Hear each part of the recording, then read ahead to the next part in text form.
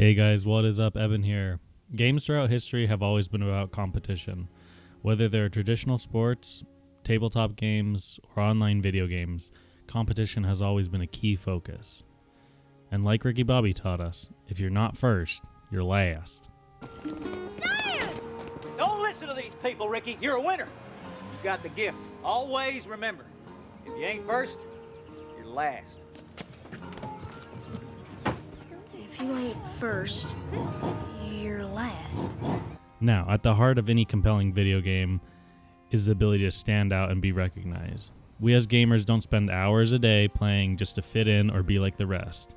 Every game has ways for players to stand out, whether it's leaderboards, MMR, ranking systems, icons, badges, or achievements. I mean, even old arcade games had leaderboards for players to attempt to best other high scores.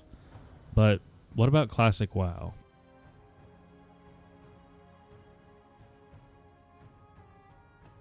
Classic WoW came at a time before achievements were popularized by Xbox and console games.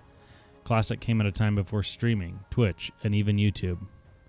We have to even remember that Classic WoW was released before almost every major social tool we know of today. So, let's set the scene. Classic WoW comes to the PC. You have fans of other popular online PC MMOs who pick it up, but the vast majority of players, including myself, come to Classic WoW as their first real PC game, or real game experience in general. You're thrown into an expansive world with little sense of what to do. The classic horror stories are truly sobering. You have players leveling to max level, not knowing what talent points are, players grinding, never completing a single quest, and thousands of players leveling paladins, thinking that they will raid as retribution. No handy YouTube guides exist explaining quests, or Reddit forums posting memes about paladins, and you don't have any streamers building communities within certain realms. Players relied on other players. Guilds sprung up, and you had lasting memories of players helping you out in World of Warcraft. I still remember Dan's the Man, who gave me 3 red knapsacks in Dunmoreau. Or my friend and I flirting with a character named Assassin Gnome, who claimed to be a girl, but was probably a dude. Or Owens, who helped my little sister with her Whirlwind Axe quest.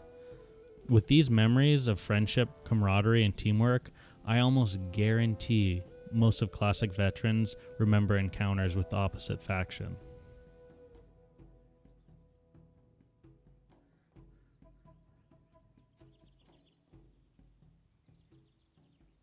I can vividly remember running to my mom, crying because a level 44 Tauren warrior would not stop camping me.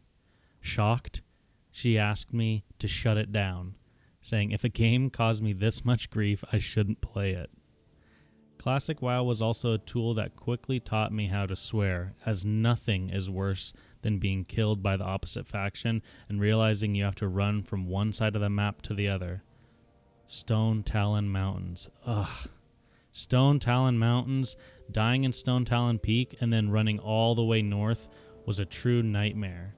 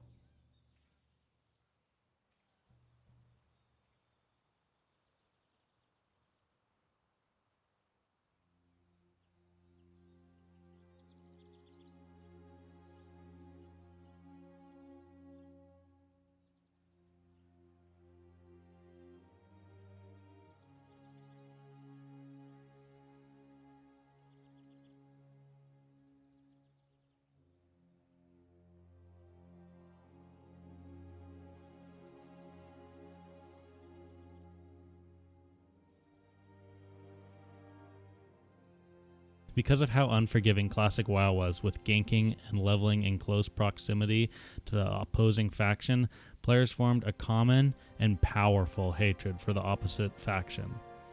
A true visceral feeling that I can't really compare to any other game. A hatred so real that even today when I play on undocumented realms, I will go out of my way to corpse camp someone who ganked me while I'm farming.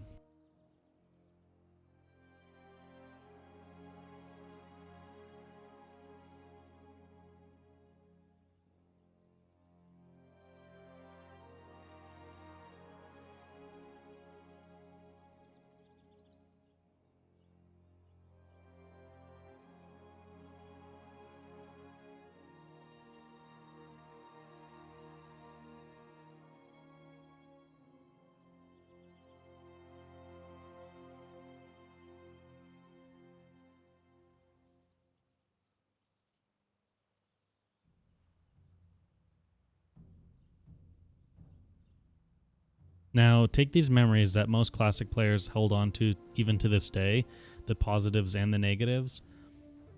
I can't think of anything remotely close in later expansions.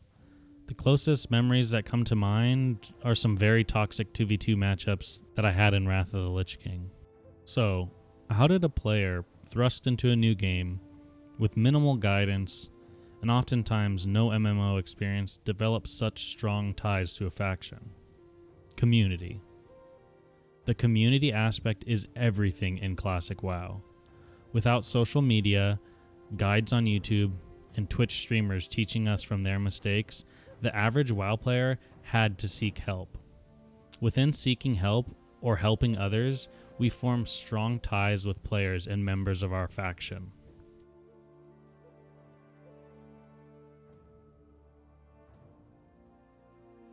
While finding help and support with our allies as our journey through Azeroth continues, we also constantly are in danger from the opposing faction, something Blizzard made sure to enable quite early on in the game.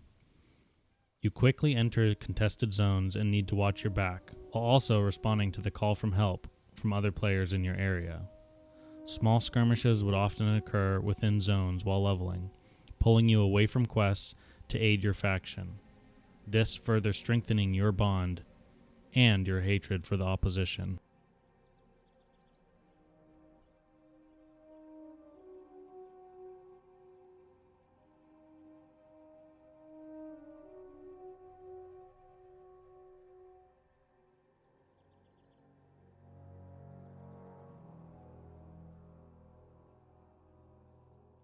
In summation, Classic WoW is about war.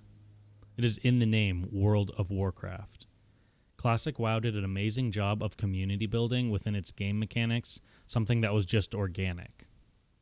I strongly urge you to play on a PvP server come Classic launch, as those highs and lows, the extreme rage, and the giddy delight that you as a player will get from killing and being killed will create the strongest memories you can have in Classic WoW. I cannot wait for large wars raging over Blackrock Mountain, griefing flight paths throughout Azeroth, ganking in Red Ridge, and hard-fought battles within Warsong Gulch and Arathi Basin. I know in retail we all have dozens of characters spread over the Alliance and the Horde, on multiple servers and in multiple guilds. But my best advice for Classic WoW is to pick a faction and truly represent it, whether it's the Savage Horde or the Noble Alliance. I hope that everyone listening, Alliance or Horde, Paladin or Shaman, good or evil, will take up your banners and represent your faction come Classic WoW.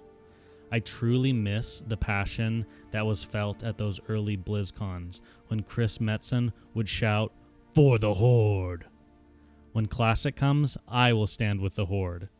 Pick your faction now, because Azeroth before the Cataclysm was a different time.